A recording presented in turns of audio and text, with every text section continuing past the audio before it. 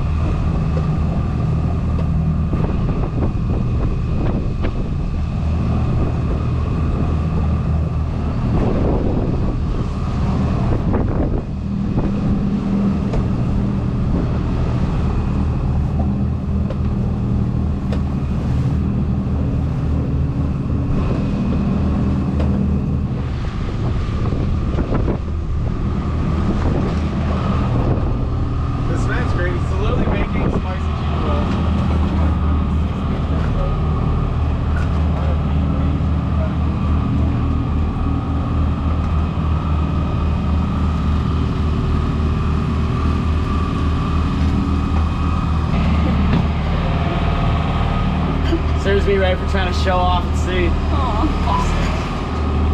Only Harry Hall would be attempting to make tuna rolls right now in this sea condition. Now the trick is to make sure the rice is spread evenly so that when you put the fish on it, the rice comes all the way over the top. You get that nice restaurant looking roll. Look at this man. So, cameras never do justice to waves, but some of these waves are definitely 4 meters. And we're motoring, which freaking sucks because, you know, we ain't got a spreader.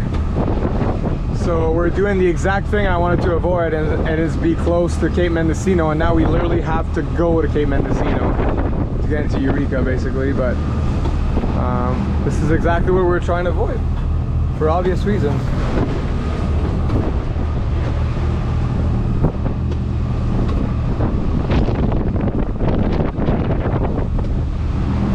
And these seas are quite confused.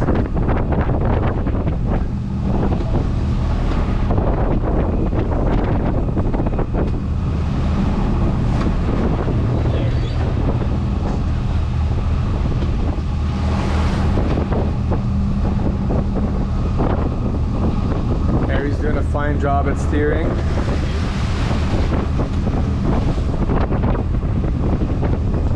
Any words?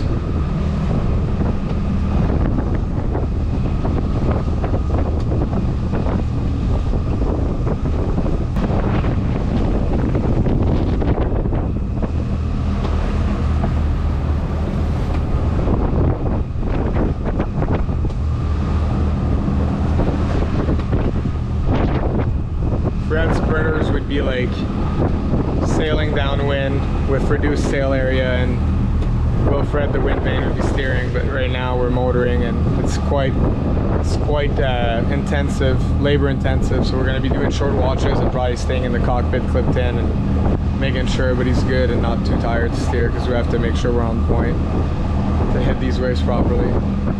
But Sitka's handling it good. So hopefully it calms down a bit tonight. I just looked at the forecast, and this is supposed to be the max we see, but it goes on throughout the night. And then the further east we go, so closer to shore, it reduces to like 6 knots. But that's basically when we'll be there tomorrow around noon at our waypoint. And then after that, we're going to make our approach for Eureka. If these waves keep building, though, we'll probably have to run with them and just wait it out. Anyways, that's it.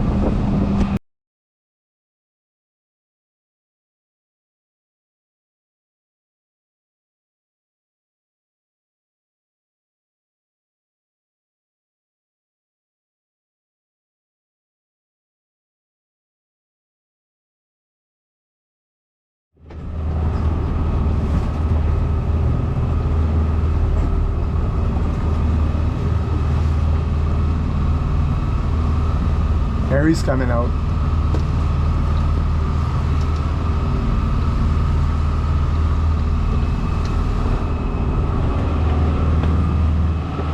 All right, seas have finally calmed down, and excuse my voice here. I haven't slept much. Trying to make coffee for me and Harry. Kenna's napping right now, and I found the coffee McJiggy here, but I can't find the lid. This is how fucking mental this is. Things off the gimbal stove went flying there. We had to put the generator there, even though it was lashed, like, I mean, like 4 to 5 meter waves on your beam will fuck any boat up. Doesn't matter how secured for sea you are. But yeah, it's not that bad. But yeah, could definitely be worse. Let's have coffee. We're coming into Eureka, California. It's foggy as all hell. Can't really see anything around us here.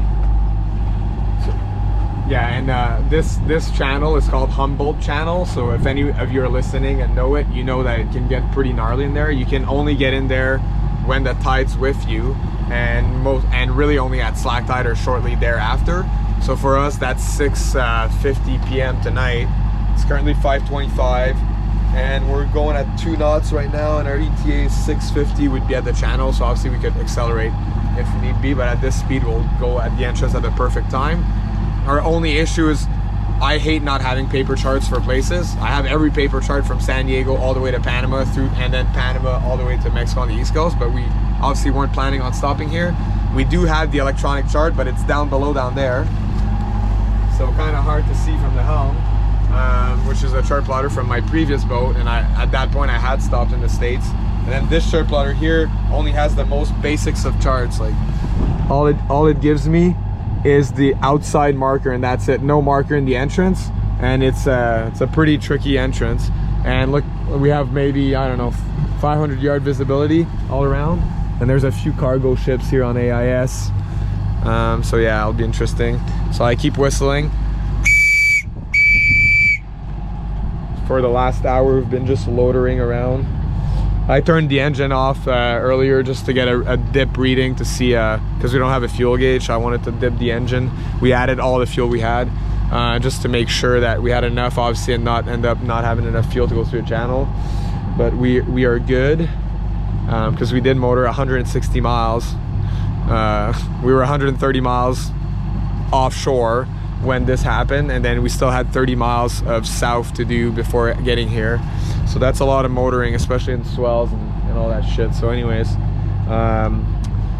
luckily for us, we have some good friends that booked us a marina, like we said earlier. So we're gonna look forward to a hot shower and licking our wounds and fixing this situation up there. As you can see, there's only one spreader. The other one is dangling over there. So yeah, we cleaned up the boat a bit. Crew's rested a bit more now, and we're about to get ready to get in there. On to you, peekaboo. Pretty beat, ain't gonna lie. So here are my eyes there, because I can't see. My charts up here are useless.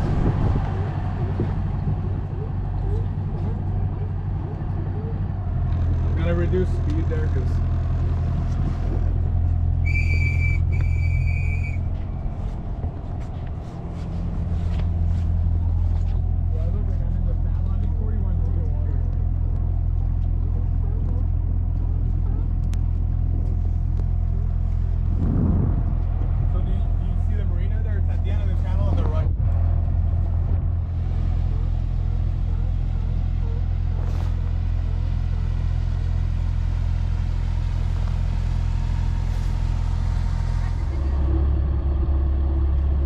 this is actually the nuttiest goddamn entrance I've ever done. Like our ship like no, maybe 100 feet. This is so incredibly eerie. Like we can't even see. Like, 10 10 feet? 10 feet, maybe? 10 feet. Like there was a boat coming straight at us. Couldn't even see it until like last minute. The buoys you can barely even see. Like it looks like we're in the middle of freaking nowhere, but there's land on either side of us with breaking waves. It's just terrifying. And weirdly enough, it smells like barbecue, like barbecue chicken, like just like, oh, like good freaking barbecue food. And I can't even explain it other than that. And Jay always told me that when you hit land after like days at sea that you're gonna smell foods of all kind. And yeah, right now it smells like barbecue chicken, and that's all I can think of. Good thing I left the nav lights still.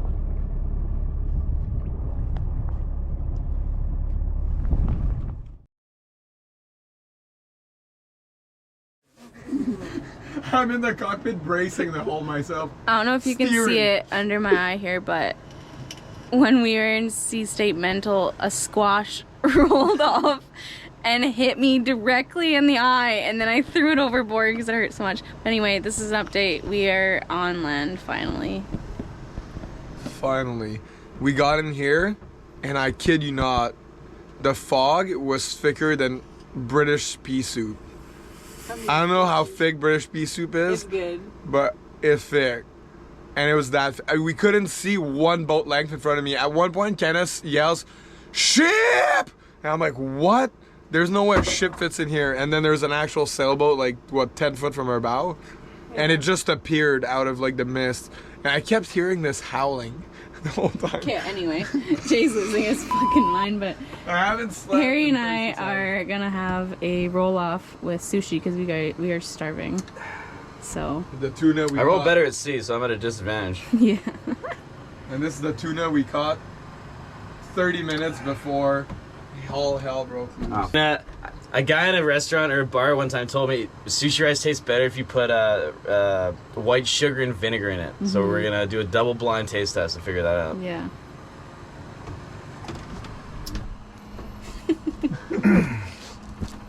The secret ingredient is rum, but not in the sushi, in the cook.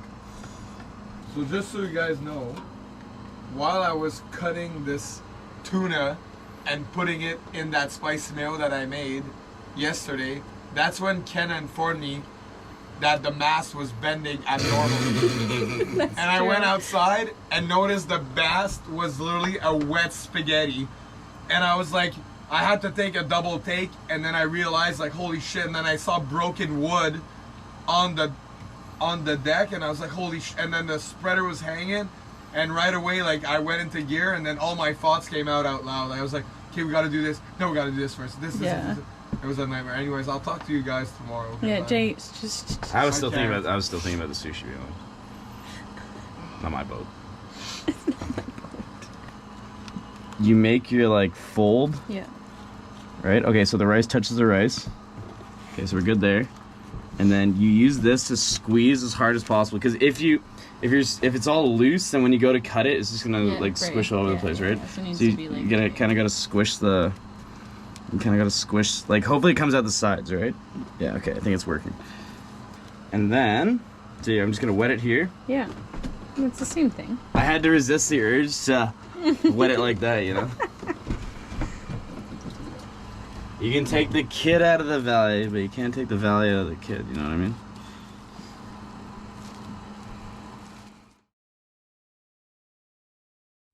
What's going on, Jay? So I found the problem with the autopilot. So I'll show you guys.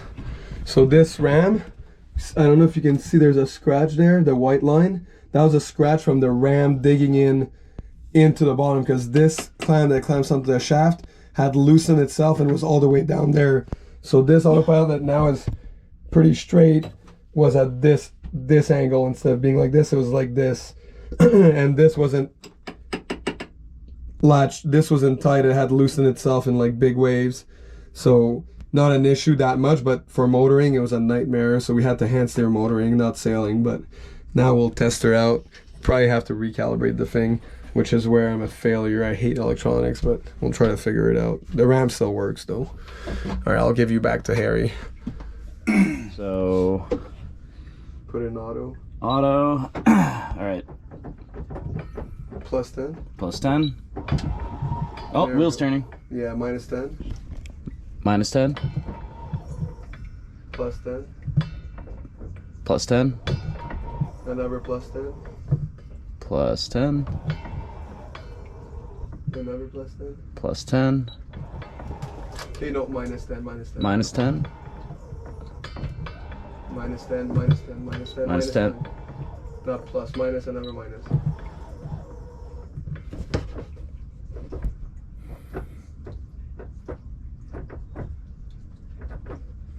That thing's so strong, that's what rips the guard off here. You gonna make a shot of it? The Autopilot's so strong that it's ripping the rudder guard.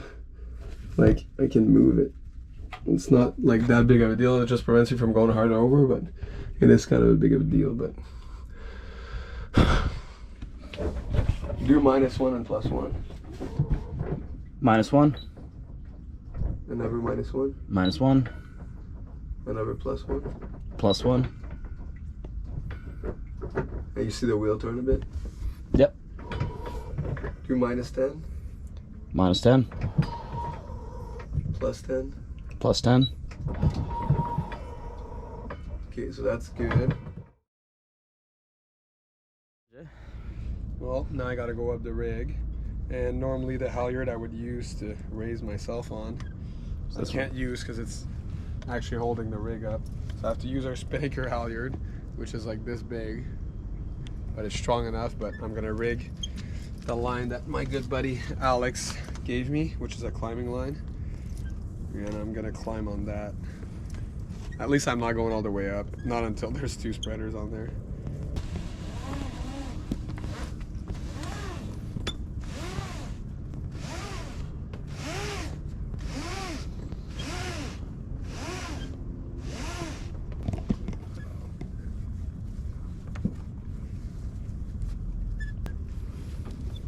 There we go.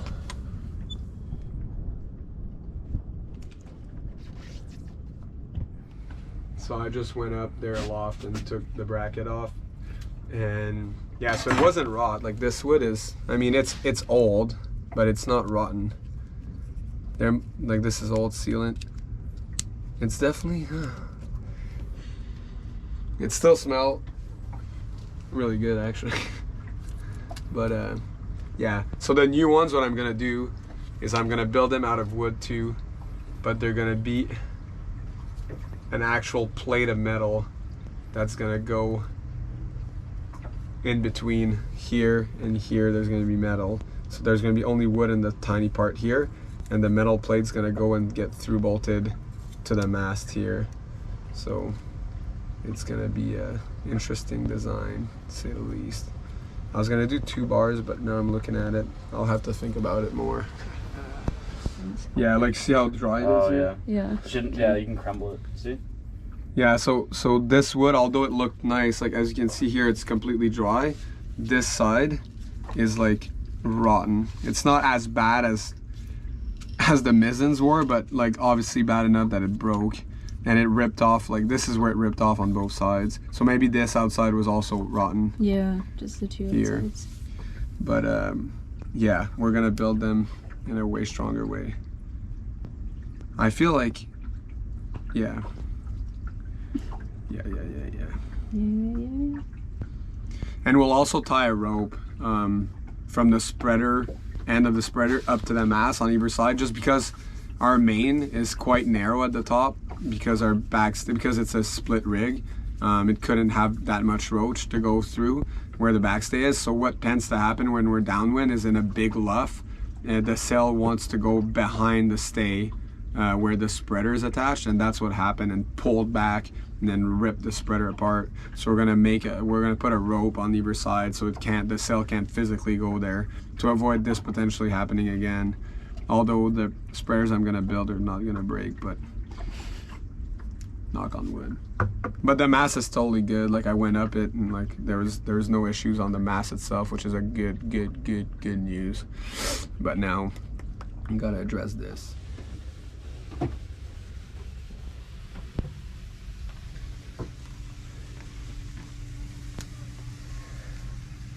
Hey, you already have a California sweater on. Yeah, my work shirt from San Diego. Yeah, I gotta build spreaders. We're gonna build, even though only one break, we're building 2. I'll tell you that much. I ain't breaking anytime soon. Knock on wood.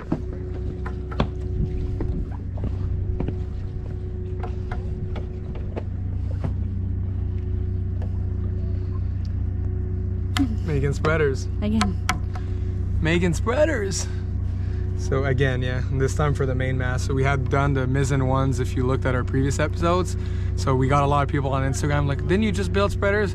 Yeah, we did, but for the wrong mast. Not for the wrong mast. Now we'll have brand new spreaders on both masts. So yeah, these ones I built just for leaving Canada. So I'm using Douglas fir linear grain, 1.5 inch thick. Obviously I'm gonna shape them so they look like that. And then I'm gonna also have flat bar on either side, just as a strengthener, so that, you know, if ever everything fails, these things laterally will give it some strength. And it's gonna through bolt it and act as a clamp as well. Because I was gonna laminate these, but then I found that here in the US they carry 1.5 inch, which I couldn't find in Canada, so I had to laminate 2 parts together.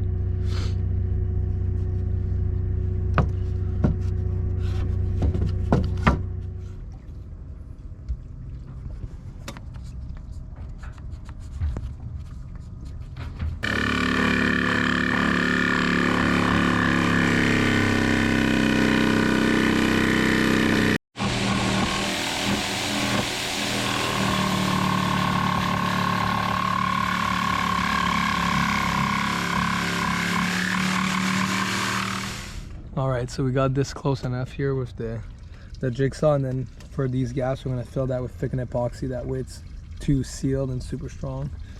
I mean, this is just where the stay attaches, so it's not like rocket science. And then there's the other gate metal thing that I have here, and then this goes like so it can't come off the stay. And we're going to oversized drill all these holes everywhere, same as where this plate goes. So I'll show you the plate here. So this goes like so here, and then we're gonna overdrill these holes, fill those with epoxy. So yeah, they ain't going anywhere. Welcome to Big Daddy Safari Eureka Workshop, part 74. Alright, so if you guys want to see the whole process of how I make spreaders, go look in one of our previous episodes. Kenna's gonna link the episode up and somewhere around there in the screen there. We did step by step on the mizzen, and this is the exact same process we're doing on here. So we won't bore you with the details, but they'll be strong and they won't break. Let's go. So I shaped them basically with a grinder, and now I'm just doing the final shape. To the mast there, port spreader, starboard spreader. Even though we still have, you can't see, but still have the starboard one, we're replacing them both with these puppies. So I just, in here, you just finished shaping these, and now we're gonna drill some holes a little wider than they need to be, and then fill them with epoxy. Bing bong. Harry's been having an itch for a while. Oh god, that's good. Oh god. It looks absolutely disgusting. Here, try some. Try Like some. it, no, fuck no. Ah, no. dude, try some. I'll have a sip. But Yeah, one sip. this literally looks like, if we run out of coolant, I think this would do. Is it bad? It's You disgusting. gotta try it. Tastes like fucking Have one sip. It tastes. washer fluid. Water fluid tastes pretty good though. Oh, it smells like cough syrup. Oh. It smells like grape juice. I wish it tasted as good as coffee.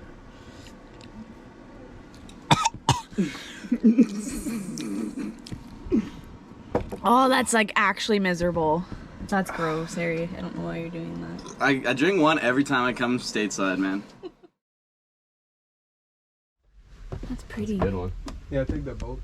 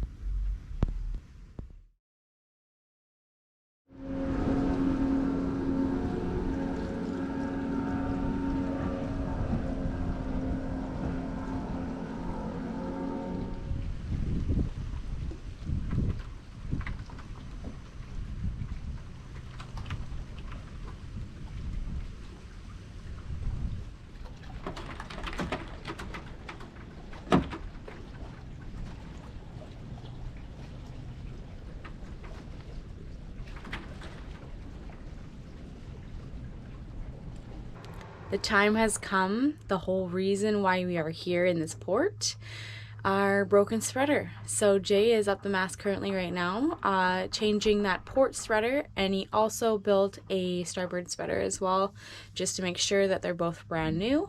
And so yeah, he's up the mast right now. Working away with the help of Harry. It is Friday, September 30th today, and we are planning on departing tomorrow around afternoon or so, which would make it October 1st. So that's exciting. And yeah, I think all is going well. I'll check back in with you guys, but you know, Mexico, here we come. I should have boat doesn't go anywhere.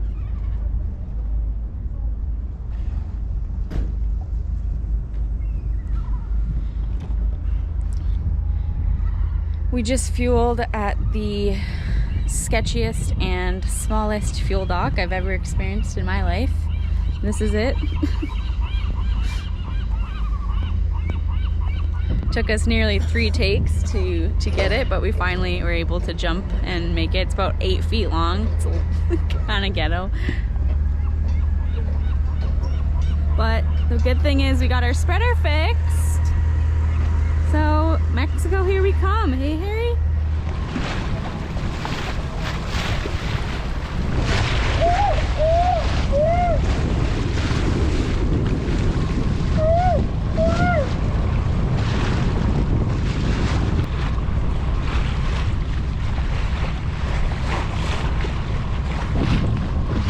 And we are off, folks. So Eureka, it was such a pleasure, but we are on our way. So we are going to San Diego now, because when we came into Eureka, they had us download the app called Rome. So that got us cleared in, just because it's a port that a lot of sailboats and other boaters like don't clear into. So that being said, we weren't able to actually get paperwork to clear out of this port. Therefore, we have to now sail to San Diego, which was not on the list, but we are turning it into a positive, and we're gonna have the best time with it. But yeah, so we're going to San Diego. We're gonna clear out of San Diego, and then it's only about a day sail to, and it's not in Mexico. So that is the plan for the next 6 to 8 days roughly towards San Diego. And yeah, it's been a pleasure, Eureka. It was fun. It was a quiet little quaint town. We went to Siren Song Pub. If you're ever in Eureka, highly recommend. It's a very unique and great little pub to drink at. They had a comedy night, and they had a live band the other night that we went. And yeah, so it's just your local watering hole. We love them there. Shout out to the bartender Pete, he's really great. And I also want to give a shout out to Nate. So he is this cool hippie fisherman at the docks that we went to in Eureka, the Eureka Public Marina. He's a beauty. So he gave us American quarters to go use laundry. He gave us his key to use the shower facilities. He lent us his car to go get wood supplies and went to a metal shop. And he's just an overall amazing guy. And we really, really appreciate you guys. And him and his girlfriend Kat really appreciate you guys. So thank you so much for your genuine hospitality and giving us your Wi-Fi, or I wouldn't have been able to upload these episodes. So shout out to you, Nate. You're such a beauty. And yeah, it's been a real one, you guys. I'll see you soon.